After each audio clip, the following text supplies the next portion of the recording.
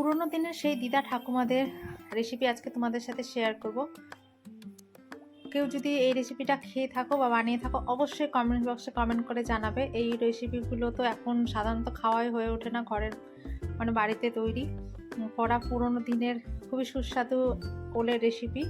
তো চলো এটা দেখে নাও আমি কিভাবে বানিয়েছি। আর অবশ্যই ভিডিওটা স্কিপ না করে প্রথম থেকে লাস্ট পর্যন্ত দেখো। মন রেসিপি চ্যানেলে সবাইকে ওয়েলকাম জানাচ্ছি। আশা করছি আজকের রেসিপিটা তোমাদের ভালো লাগবে। ভালো লাগলে লাইক শেয়ার কমেন্ট করতে ভুলো না। তো দেখো এখানে আমি ওলগুলো কেটে নিলাম, তারপর 1 চামচ পরিমাণ সাদা সর্ষে, পোস্ত, 2টো কাঁচা লঙ্কা আর দিয়েছিলাম নারকলের খোলাগুলো, কালো খোলাগুলো ছাড়িয়ে নিয়েছি যাতে করে কালারটা ভালো আসে। তারপর একটু জল দিয়ে ভিজিয়ে রাখলাম। আর এইদিকে আমি ওলগুলো সেদ্ধ করবো, তার জন্য একটু জল বসিয়েছিলাম। তারপর দিয়ে দেবো অল্প একটু লবণ। তো আমি এইভাবে করে ওলগুলো কেটেছি, তোমরা যে কোনো শেপের তোমাদের পছন্দ মতো কাটতে পারো। এবার ফুল আছে এটা আমি একটু ফুটতে দেবো 2-1.5 মিনিটের মতো। তারপর রেসিপিটা করব। তো এখানে আমি শিলে করছি, এতে করে দুর্দান্ত স্বাদের হবে, টেস্টি। আর শিলে বাটা মশলার তো স্বাদই আলাদা। আর এখনকার চটজলদি লাইফে আমাদের মিক্সিতে করি, তো আজকে শিলে বাটাই করে করছি। তো দেখো কড়াইটা গরম করে আমি 2 চামচ পরিমাণ সর্ষের তেল দিলাম, তারপর ওলগুলো দিয়ে লবণ হলুদ দিলাম। তো ওলগুলো আমি জল থেকে ঝরিয়ে নিয়েছিলাম, জল ঝরিয়ে নিয়ে এটাকে লো টু মিডিয়াম ফ্লেমে ওলগুলোকে ভালো করে ভাজবো। এখানে সুন্দর করে একটু ভাজতে হবে যাতে করে জলটা শুকিয়ে যায় আর বেশ ভালো করে মোটামুটি ভাজা হয়ে যায় ওলগুলো। এতে করে টেস্টটা খুব ভালো আসে রেসিপির।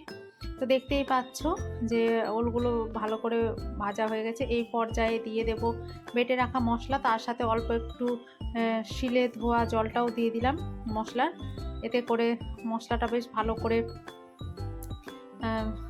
রেসিপির মধ্যে ওলের মধ্যে চলে আসবে টেস্ট, আর বেশ ভালো করে সেদ্ধ হয়ে যাবে ওল। তো দেখতেই পাচ্ছ আমি ঢাকা দিয়ে এটা রান্না করে নেব, খুব একটা টাইম লাগে না ওল সেদ্ধ হতে। তো এইভাবে করে লো টু মিডিয়ামে ওলটা সেদ্ধ হওয়া পর্যন্ত ছেড়ে দেব। তারপর আমি 4-5টে কোয়া নিয়েছি রসুন, তো এটা আমি গ্রেটারের সাহায্যে কুচিয়ে নিচ্ছি। এখানে ওলটা প্রায় সেদ্ধ হয়ে গেছে। তারপর দেখো একটু একটু জল রয়েছে কড়াইতে। তারপরে এইভাবে করে আমি রসুনগুলো গ্রেটারের সাহায্যে গ্রেট করে দিয়ে দিচ্ছি ওপর থেকে। এটা আমি পরে থেকেই দিয়েছি কারণ এতে করে দুর্দান্ত টেস্টের একটা ফ্লেভার আলাদাই আসছে গার্লিকের, আর খুব সুন্দর টেস্টি হয়। তার সাথে 2-1টা কাঁচা লঙ্কা চিড়ে দিয়েছিলাম। এবার দেখো রসুনটা আর কাঁচা লঙ্কাটা আমি নাড়িয়ে নিচ্ছি। আর এইদিকে দেখতে পাচ্ছ ঝোলটা শুকিয়ে গেছে, মাখো মাখো হবে রেসিপিটা। আর তার সাথে কাঁচা তেল দিয়ে দিলাম, সর্ষের তেল। এবারে ফ্লেম অফ করে আমি 1-1.5 মিনিট মতো ঢেকে রেখেছিলাম, তারপর সার্ভ করে নিয়েছি। দেখতেই পাচ্ছ খুব সুন্দর একটা টেস্টি রেসিপি, গরম ভাতের সাথে তো অসাধারণ লাগে। যেরকম ওল মাখা খুবই টেস্টি লাগে।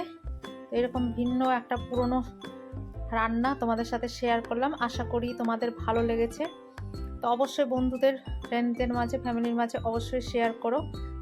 আর অবশ্যই একবার বাড়িতে তৈরি করে খেও, আর কমেন্ট বক্সে জানাতে ভুলো না কিন্তু যে কেমন হয়েছে রেসিপিটা। তো আজকে এতটাই, আবারও নতুন রেসিপির সাথে তোমাদের সামনে হাজির হব। প্লিজ নতুন থাকলে চ্যানেলটাকে সাবস্ক্রাইব করো, ফেসবুক পেজ থেকে দেখলে পেজটাকেও ফলো করে পাশে থাকার অনুরোধ রইল। প্রথম থেকে লাস্ট পর্যন্ত ভিডিওটা দেখার জন্য সবাইকে অনেক অসংখ্য ধন্যবাদ জানাচ্ছি মন থেকে।